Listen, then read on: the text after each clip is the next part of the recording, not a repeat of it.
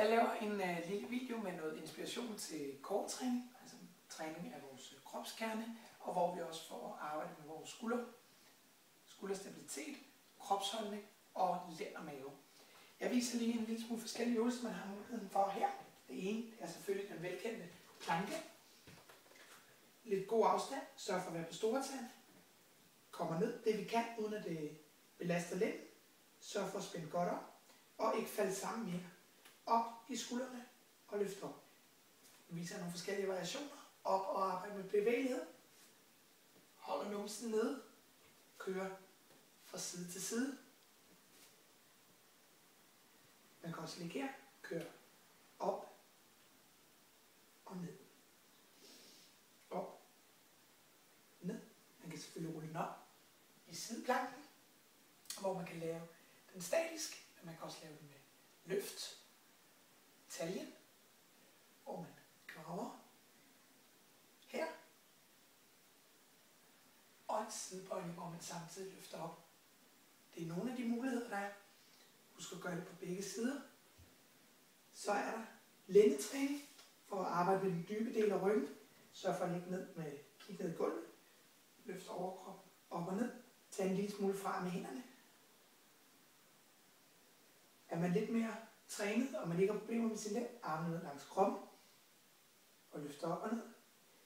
Og hvis man har en rimelig stærk lænd, en ret stærk lænd, løfter man både overkrop og benene op samtidig. En god idé, når vi arbejder med vores lænd, er også at arbejde med bevægelighed omkring vores rygsøjle. Holder hoften ned i gulvet, eller i måtten, kører simpelthen overkroppen op. Løfter brystet fra gulvet, samtidig med at forsøge at presse maven ned fra side til side. Så er der selvfølgelig diagonal løft. Kigger ned i gulvet, kører modsat arm og modsat ben op, ned. Så er der, når man har lavet core og lænd, en god idé at træne lidt dynamisk mave, altså mave i bevægelse, helt almindelige mavebøjninger, op og ned, altid kun løft skulderbladene fra gulvet. Man kan også lave dem på skrå.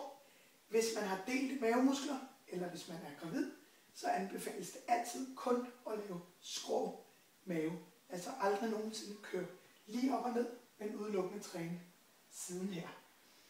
For at få fat i den dybe del af maven, løfter man numsen. Det kan man gøre ved at trække knæene lidt ind mod brystet. Holder overkroppen i ro. Vil man have den lidt hårdere, holder man her, så løfter man op, ned, op.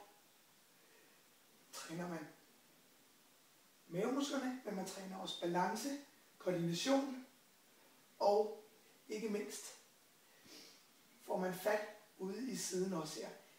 Vil man også gerne arbejde noget mere med taljen, kører man twist, løfter numsen, holder numsen løftet og kører fra side til side.